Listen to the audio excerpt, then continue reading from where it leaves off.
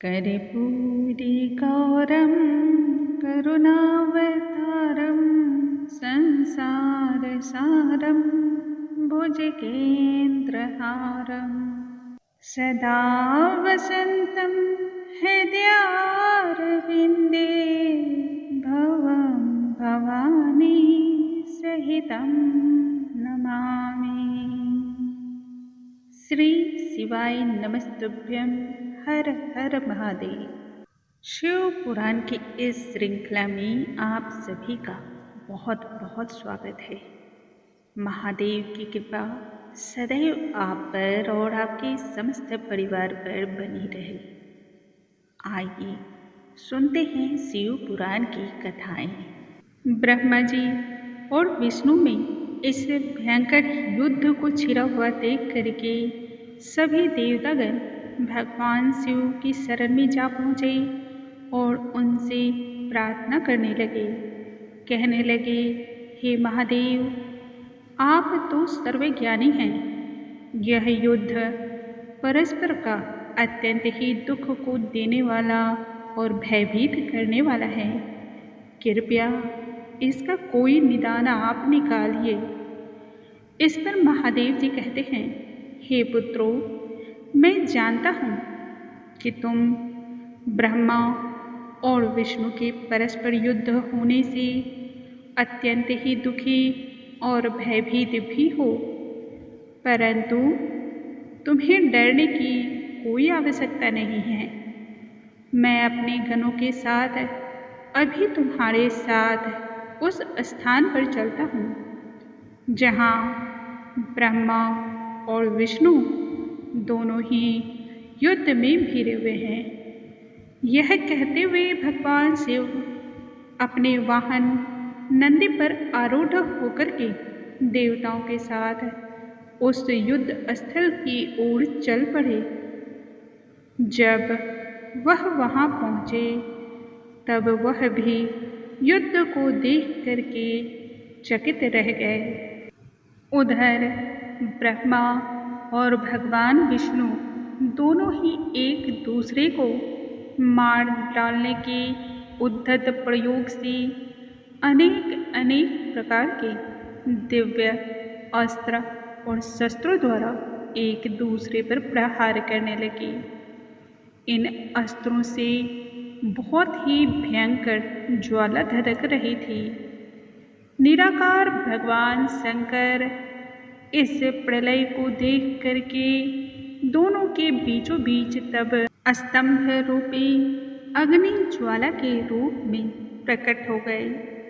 संसार को नष्ट करने में सक्षम ब्रह्मा और विष्णु दोनों के दिव्यास्त्र भगवान शिव के प्रकट होते ही तत्क्षण ही शांत पड़ गए। अपने अपने दिव्य अस्त्रों को शांत होते हुए देख करके दोनों आश्चर्य में पड़ गए। यह क्या हो गया तथा यह अद्भुत आकार वाला स्तंभ क्या है? दिव्य स्तंभ किस प्रकार से प्रकट हुआ? यह सोच करके दोनों ही इस स्तंभ की ऊंचाई और जड़ की ताह पाने हेतु दोनों को जांचने के लिए तत्पर हो गए। शीघ्रता से अब दोनों का उद्देश्य बस एक ही था कि उस स्तंभ के बारे में पूर्ण जानकारी मालूम की जाए। यह सोच करके भगवान विष्णु ने शूकर का रूप धारण करके उस स्तंभ की जड़ की खोज में नीचे की ओर चल पड़े। ठीक उसी प्रकार से ब्रह्मा जी भी सूक्ष्म रूप धारण करके हंस का स्वरूप लेकर के उसकी ऊंचाई नापने के लिए ऊपर की ओर उड़ चले। भगवान विष्णु पाताल में इतना नीचे चले गए कि उन्हें भी इस बात का ज्ञात न रहा, परंतु स्तंभ का तो कोई जड़ ही उन्हें प्राप्त नहीं हुआ। थक हार कर वह वापस सतह पर चले आए। उधर ब्रह्मा जी भी आकाश की ओर ऊंचाई भरने लगे। उड़ान भरते भरते पंख थक गए। तब वह भी वापस सतह की ओर ही बढ़ चले। उधर ब्रह्मा जी को यह ज्ञात हुआ कि आकाश मार्ग में एक अद्भुत ही और परम सुंदर पुष्प खिला था, जो कि केतकी का पुष्प था। ब्रह्मा जी के दिमाग में जरूर कोई बात पहले से ही चल रही थी, क्योंकि उस केतकी के पुष्प को ब्रह्मा जी अपने साथ लेकर आ गए थे। वह फूल लेकर के वह भगवान विष्णु के पास जा पहुँचे। वह पुष्प अति ही सुगंधित, ताजा और उसकी अनुपमा तो किसी भी चीज के साथ नहीं की जा सकती थी। भगवान शिव ब्रह्मा और विष्णु के इन कृत्यों पर मंद मंद मुस्कुरा रहे थे, मानो वह तो सभी कुछ पहले से ही जानते हैं। ब्रह्मा जी ने छल के उद्देश्य से पहले से ही केतकी पुष्प को अनेक सारी बातें कह सुनाई थी तथा उनसे यह भी कहा था, हे पुष्पराज, तुम्हें मेरा एक कार्य करना होगा। बस मेरे साथ तुम्हें चल कर के भगवान विष्णु के पास इतना ही कहना है कि ब्रह्मा ने इस स्तंभ के अंत को मालूम कर लिया है। मैं इस बात का साक्षी हूँ। केतकी से बार बार जब ब्रह्मा जी ने इस प्रकार कहा, तब पुष्पराज केतकी विवश होकर के ब्रह्मा के इस बात पर मिथ्या वचन देने को अपना मौन सहमति प्रकट कर दिए। ब्रह्मा जी ने केतकी पुष्प को अपना गवाह बनाते हुए भगवान श्री हरि से कहा, मैंने इस स्तंभ के अग्रभाग को ढूंढ लिया है और यह पुष्प इस बात का साक्षी है। केतकी ने भी ब्रह्मा जी के झूठे वचन पर अपनी व्यथा की यथार्थ की मुहर लगा दी। भगवान विष्णु ने तब इसी बात को सत्य जान करके ब्रह्मा जी को श्रेष्ठ मानते हुए उन्हें प्रणाम किया और खूब बढ़िया से आनंद विभोर हो करके उनकी स्तुति की। भगवान शिव तो यह सभी लीलाएं भली भांति जानते थे। क्रोध में भर करके वह तत्क्षण ही प्रकट हो गए। विष्णु जी की महानता से शिव भगवान प्रसन्न होते हुए बोले, हे विष्णु, आप तो सदा सत्य वचन ही बोलते हैं। मैं सदैव आपका सम्मान करता हूँ और अपनी समानता का अधिकार भी आपको देता हूँ। भगवान शिव ने इसके साथ यह भी कहा, हे हरि, अब अलग अलग पुण्य क्षेत्रों में तुम्हारी ही मूर्ति का निर्माण होकर के प्रतिष्ठित की जाएगी और प्रेम पूर्वक श्रद्धा पूर्वक उन प्रतिमाओं की पूजन आराधना होगी। यह कहते हुए वह भगवान श्री हरि से अत्यधिक संतुष्ट होते हैं। इतना ही नहीं, भगवान शिव ब्रह्मा जी के इस कृत्य से उन पर अत्यधिक नाराज होते हैं। क्रोध में भर करके ब्रह्मा जी के गर्व को चूर करने की इच्छा से उन्होंने अपनी भ्रिकुटी के मध्य से भैरव नामक एक अद्भुत ऐसे पुरुष को उत्पन्न किया, जो कि ब्रह्मा जी के धड़ को शरीर से अलग कर दे। भैरव जी प्रकट होते ही महादेव जी को प्रणाम करते हुए कहने लगे, हे स्वामी, आपने मुझे याद किया है।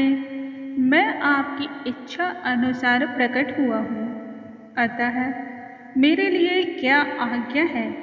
जो आज्ञा देंगे निश्चय ही मैं उसका पालन करूँगा। भगवान शिव ने भैरव से तब कहा, तलवार के द्वारा ब्रह्मा जी जो कि सृष्टि के रचयिता हैं, उनका सर धड़ से अलग कर दो, अर्थात उन्हें मार डालो। इतना सुनना था कि सनत कुमार अपने पिता के प्राणों की रक्षा हेतु भैरव के चरण कमलों पर गिर करके उनसे क्षमा मांगने लगे। उन्हें कहने लगे कि क्यों न एक छोटे बालक की भांति मानते हुए पिता को प्राणों का अभय दान दे दिया जाए। परंतु भैरव को तो आज्ञा मिल चुकी थी, अतः उन्होंने ब्रह्मा जी के बालों को पकड़ करके उनके 5वें सिर को काट डाला। ब्रह्मा जी को अपनी गलती पर अत्यधिक पश्चाताप होने लगा। वह बोले भगवान शिव से, हे प्रभु, हे देवों के देव महादेव, मुझ पर आप प्रसन्न होइए।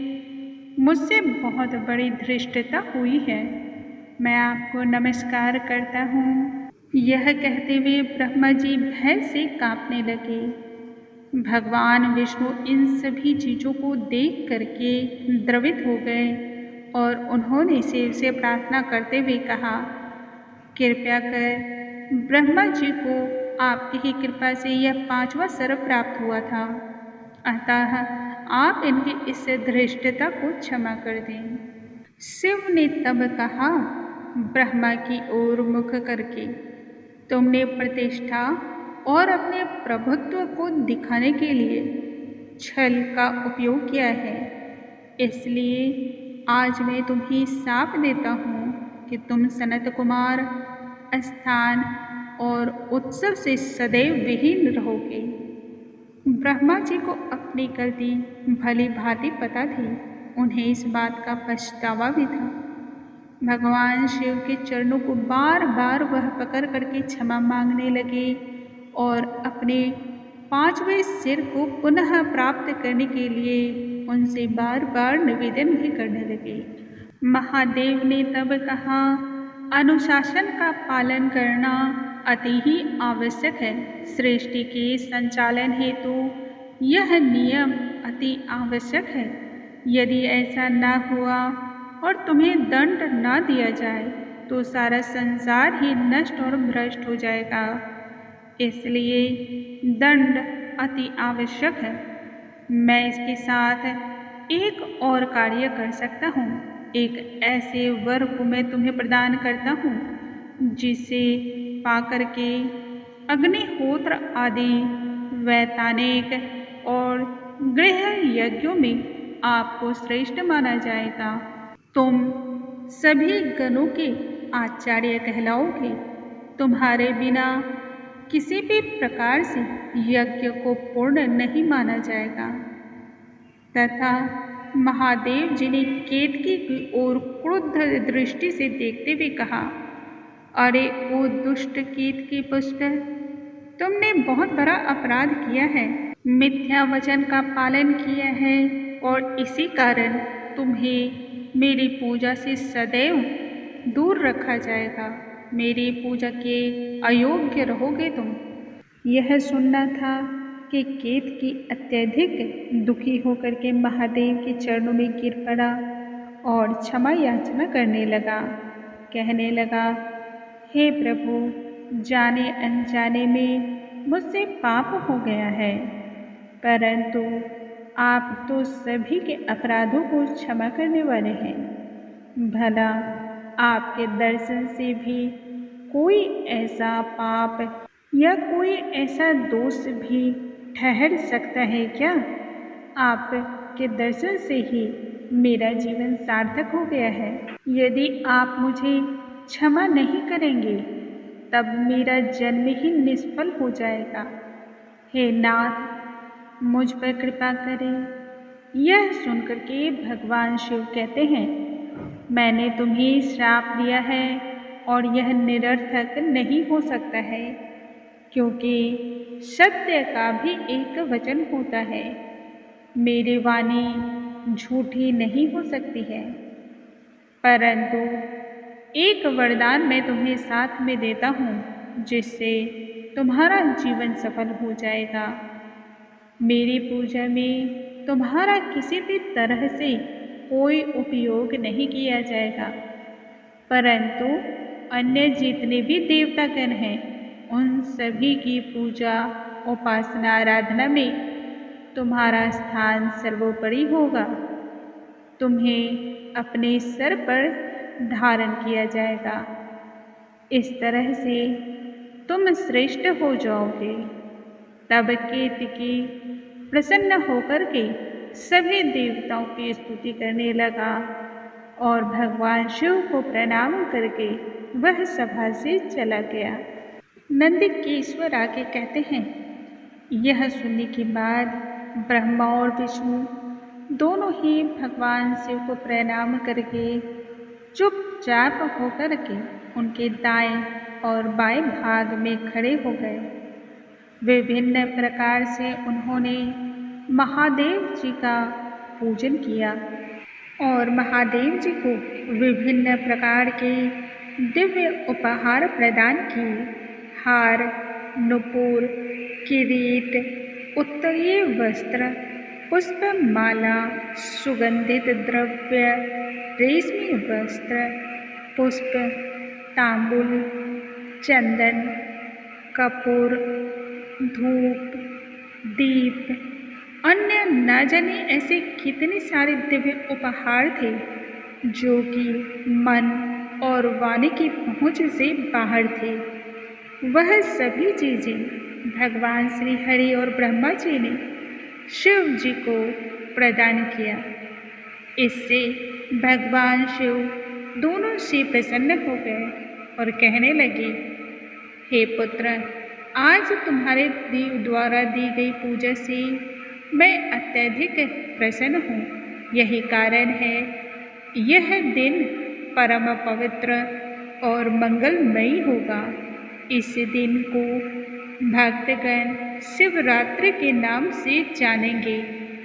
यह तिथि मुझे प्राणों से भी अधिक प्रिय होगी। इस दिन जो मनुष्य मेरे लिंग की या तो मेरे मूर्ति रूप की साकार या निराकार की दिन रात निराहार रह करके अपनी सामर्थ्य और शक्ति के अनुसार श्रद्धा भाव से पूजा करेगा, वह मेरा परम प्रिय भक्त होगा। संपूर्ण वर्ष भर निरंतर पूजा करने से जो मनुष्य को फल की प्राप्ति होती है, वह फल शिवरात्रि को मात्र पूजन करने से मनुष्य को तुरंत ही प्राप्त होगी। जैसे चंद्रमा का उदय समुद्र की वृद्धि का अवसर है, ठीक उसी प्रकार से शिवरात्रि तिथि मेरे धर्म की वृद्धि का अवसर है। मैं मार्गशीर्ष मास में आर्द्रा नक्षत्र से युक्त पूर्णमासी या फिर प्रतिपदा को ज्योतिर्मय स्तंभ के रूप में प्रकट हुआ था। इसी के लिए इस दिन जो मनुष्य पार्वती के सहित मेरा दर्शन करेगा, वह मेरा अत्यधिक प्रिय भक्त होगा। वह मेरे लिए कार्तिकेय से भी अधिक प्रिय होगा। दर्शन मात्र से ही संपूर्ण पूजा का फल मनुष्य को इस दिन प्राप्त हो जाएगा। यह फल इतना प्रभावशाली होगा कि जिसे मुख से बयान नहीं किया जा सकता। लिंग रूप में मैं प्रकट हुआ था, इसलिए भूतल पर लिंग स्थान के नाम से प्रसिद्धि की प्राप्ति होगी। यह लिंग सभी प्रकार के भोग और मोक्ष को देने वाला एकमात्र साधन है। इसके दर्शन मात्र से, स्पर्श मात्र से या फिर इसके ध्यान मात्र से ही प्राणियों को जन्म मरण के चक्रव्यूह से मुक्ति प्राप्त होगी। यहाँ पर प्रकट होने के कारण इसे अरुणाचल के नाम से प्रसिद्धि प्राप्त होगी। इस स्थान पर बड़े बड़े तीर्थ होंगे और यहाँ पर जो मनुष्य जीवन दान को पाएगा या जो मृत्यु को प्राप्त करेगा, उन सभी को मोक्ष प्राप्त होगा। मेरे दो रूप हैं, साकार और निराकार। मैं स्तंभ के रूप में चूंकि प्रकट हुआ, फिर मैं साक्षात रूप में प्रकट हुआ हूँ। इसी के लिए मेरा निराकार रूप ब्रह्म भाव है और मेरा साक्षात रूप महेश्वर भाव है। यह दोनों ही मेरे सिद्ध रूप हैं। जो मेरे इन दोनों रूपों की पूजा करेगा, उन्हें पांचों प्रकार की मुक्तियों का अधिकार प्राप्त होगा। अतः आप लोगों को भी शीघ्र ही यह कार्य करना चाहिए। इससे मनवांछित फल की प्राप्ति होगी।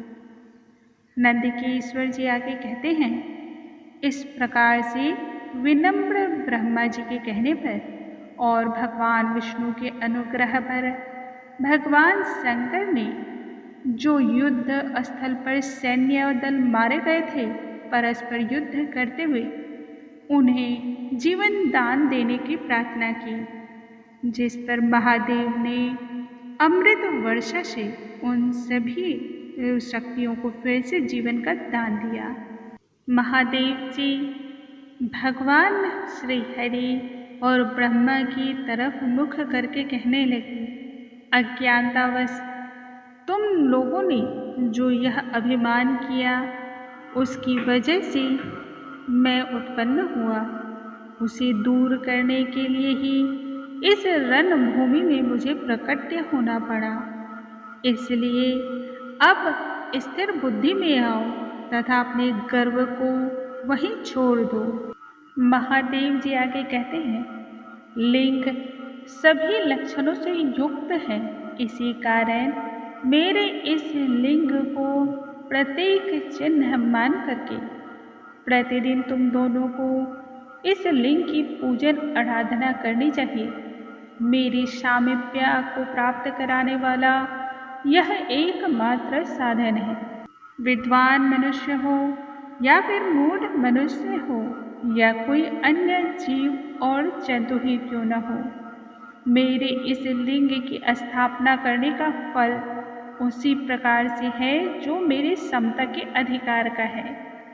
यदि एक के बाद दूसरे शिवलिंग की स्थापना कर दी गई, तब फल के स्वरूप में मेरे साथ अर्थात सायुज्य मोक्ष की प्राप्ति होती है। इसलिए शिवलिंग की स्थापना करना प्रधान बताया गया है। मूर्ति की स्थापना करना उसके अपेक्षाकृत गौण रखा गया है। यह उन भक्तों के लिए विशेष है जो शिव तत्व के अनुशीलन में सामर्थ्य नहीं रखते हैं। यह लिंग मेरा ही स्वरूप है और मेरे सामीप्य को प्राप्त कराने वाला है। इसलिए पूर्ण एकाग्र भाव से लिंग की स्थापना करनी चाहिए। ऐसा मनुष्य शरीर के त्याग के पश्चात शिव धाम को जाता है, अर्थात मेरे ही स्वरूप को वह पाता है। दोस्तों, आज हम अपनी कथा को यहीं पर समाप्त करते हैं। कल आगे की कथा हम फिर से श्रवण करेंगे। बोलो हर हर महादेव। महादेव की कृपा आप पर और आपके समस्त परिवार पर सदैव बनी रहे।